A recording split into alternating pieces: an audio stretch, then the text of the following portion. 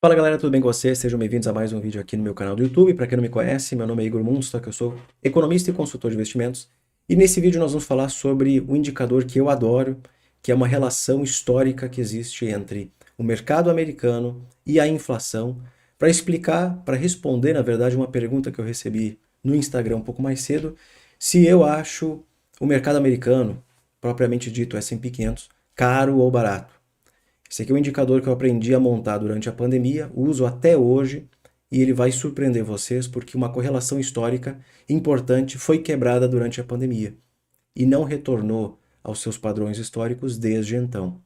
Alguém vai até dizer assim, não, mas o Igor vai falar sobre S&P 500 porque hoje ele está caindo. Não tem nada a ver. Isso aqui é um indicador que eu uso há muito tempo e que eu gostaria de compartilhar com vocês. Vocês podem baixar a planilha que eu compartilho com os membros, chamada Heatmap do Brasil e Heatmap dos Estados Unidos, que consta esse indicador que eu vou mostrar daqui a pouco. Para fazer isso é muito simples, basta você fazer parte da comunidade de membros, escaneando esse QR Code ou clicando aqui embaixo no botão que está escrito Seja Membro. Em questão de poucos minutos, você faz parte da comunidade, recebe diariamente comunicados, que são notificações que eu envio para os membros. Olha, está acontecendo tal coisa na China, dá uma olhada lá. Olha aqui Brasil, não para de cair.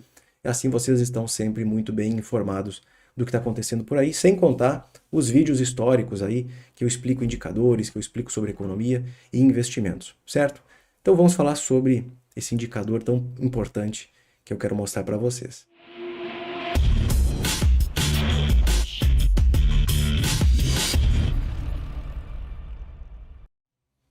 Na semana passada eu fiz uma apresentação, uma palestra presencial numa universidade e eu tinha o intuito de falar sobre economia e investimentos. Eu fui convidado para falar sobre investimentos, mas eu acho muito importante no momento que a gente vive hoje que para poder falar em investimentos eu preciso explicar o que aconteceu desde a pandemia com as economias.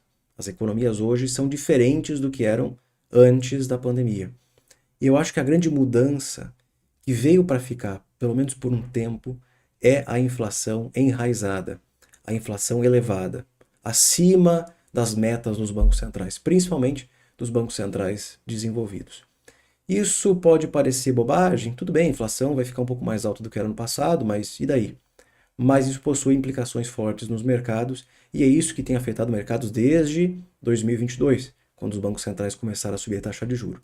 E eu gosto muito de usar esse indicador aqui, que eu aprendi a montar durante a pandemia e que relaciona dois indicadores, um econômico e outro de mercado. É a relação entre o Core PCE dos Estados Unidos, Core significa núcleo, PCE é o índice de inflação acompanhado pelo Fed, não é o CPI, é o núcleo do PCE, e o Cyclically Adjusted Price to Earnings Ratio. Sabe aquele índice PL? O PL, que é o preço dividido pelo lucro, ou em inglês, Price to Earnings, preço dividido pelo earnings, pelos lucros? É esse indicador só que ajustado pela inflação. Ponto. É isso. Você consegue baixar aí na internet e avaliar sozinho. No caso, é o CAP Ratio, fica mais fácil de falar CAP Ratio, abreviado, não precisa daquele monte de nome ali. É o CAP Ratio do S&P 500. Então nós temos de um lado inflação, que é esse eixo Y aqui, o núcleo da inflação, inflação alta, inflação baixa. E um índice de valuation, quão barato ou caro o S&P 500 está. Barato, caro.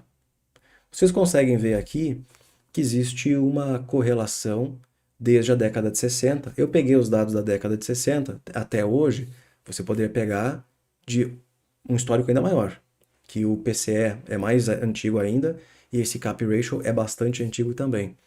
Peguei desde a década de 60, cada uma dessas bolinhas representa um mês desses tantos anos, 40, 50, 60 e poucos anos, tá? Ok. Cada bolinha é um mês desses anos. E vocês estão vendo essa linha preta, que é uma correlação, né? Mostra a correlação negativa entre ambos os indicadores. Por que relativa? Que quando a inflação está muito alta, essas bolinhas estão mais agrupadas aqui para a esquerda, o S&P 500 ele acaba caindo, né? Ele acaba se desvalorizando no mercado, porque se a inflação é alta, a taxa de juros é elevada, isso desincentiva investidores a alocarem em renda variável. Então, inflação alta, mercado barato. Se fosse uma correlação positiva, nós veríamos as bolinhas desse outro lado aqui.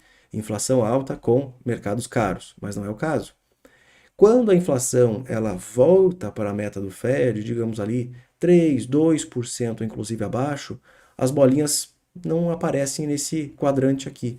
Elas estão mais deslocadas para a direita, porque a taxa de juro é mais baixa. Se a inflação é baixa, o juro é baixo. E aí o mercado acaba ficando um pouco mais valorizado. Perfeito. Eu acho que deu para entender. Tá, aí daí, Igor? Aí é que essas bolinhas aqui são as bolinhas desde a pandemia. É nítido, não tem nem o que dizer.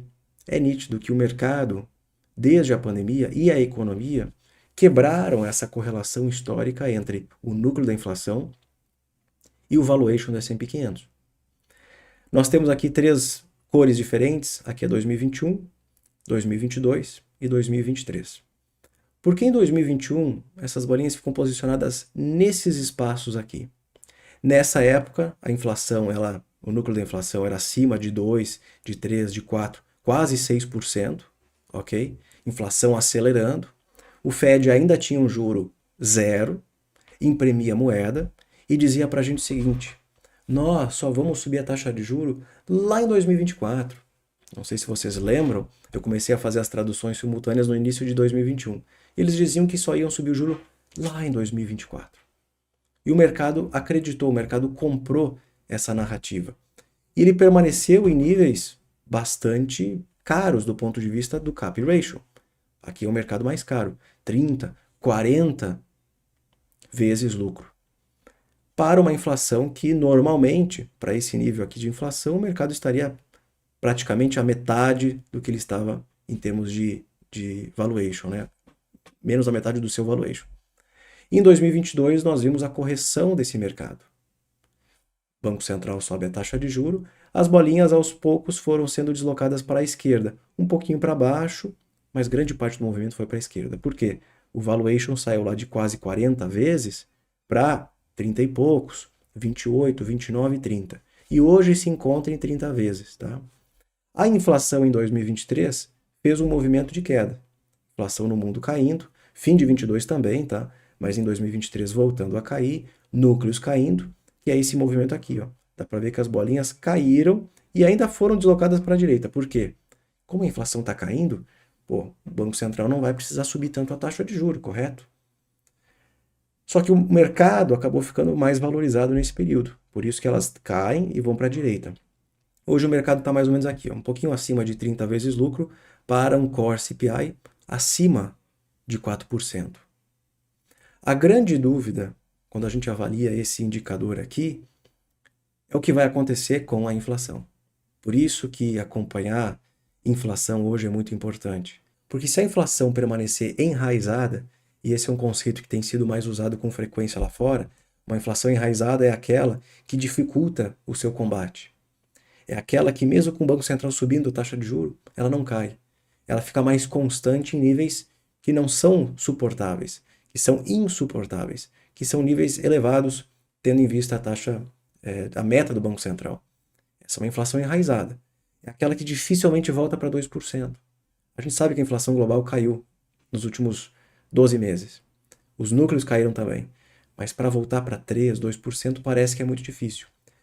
Se a inflação mostra sinais de enraizamento, o Banco Central precisa manter o juro alto por muito tempo. Eventualmente, o mercado vai perceber que esse juro vai desacelerar a economia e os investidores vão migrando da renda variável para a renda fixa. Um movimento que aconteceu no Brasil com muita tranquilidade em 2021. Estou brincando, o mercado caiu bastante aqui. Se essa inflação voltar rapidamente para 2, o mercado não tem que se preocupar, porque para uma inflação de 2 é justificável um valuation de 30, 35, 40 vezes lucro. Só que se essa inflação encontrar uma barreira aqui nos 4%, nos 3%, historicamente falando, o mercado precisaria estar menos valorizado. E aí eu fiz essa apresentação recentemente, os alunos gostaram dessa correlação aqui, eu compartilho ela para membros, né? Porque não é uma correlação de uma semana, de um mês ou de um ano. É desde a década de 60. Eu acho que fica extremamente claro como essa correlação foi quebrada desde a pandemia pelos motivos que eu citei anteriormente.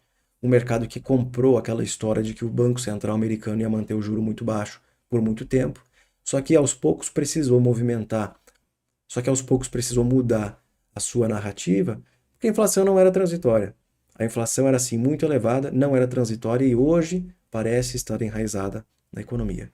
Logo, a resposta para as perguntas que eu trouxe para vocês aqui, elas dependem das previsões que nós não conseguiremos fazer agora para onde vai a inflação nos próximos meses e nos próximos anos. E aí surgem vários outros fatores de risco que dificultam muito a avaliação desse indicador, porque aí petróleo começa a subir, risco de paralisação do governo americano, risco aí de reaceleração da economia dos Estados Unidos que possa fazer a inflação permanecer alta por mais tempo, governo americano gastando muito mais dinheiro do que arrecada, o que acaba pressionando a atividade, dificultando a alta do desemprego e o desapertamento, se é que existe essa palavra, né? O loosening do mercado de trabalho e manter a inflação elevada, pressionada. São várias questões que, historicamente falando, vocês não vão encontrar nessas bolinhas, porque aqui essas bolinhas resumem inflação e valuation, mas que dificultam hoje a previsibilidade do cenário econômico lá fora. São incertezas para todos os lados, mas me parece que o tempo está passando e que a inflação mostra vários sinais de demora para voltar a 2%. Se isso de fato se concretizar, o mercado americano hoje, na minha opinião, ele está caro para tal nível de inflação e também para tal nível de taxa de juros. Obrigado, deixe o seu like, inscreva-se no canal e até mais.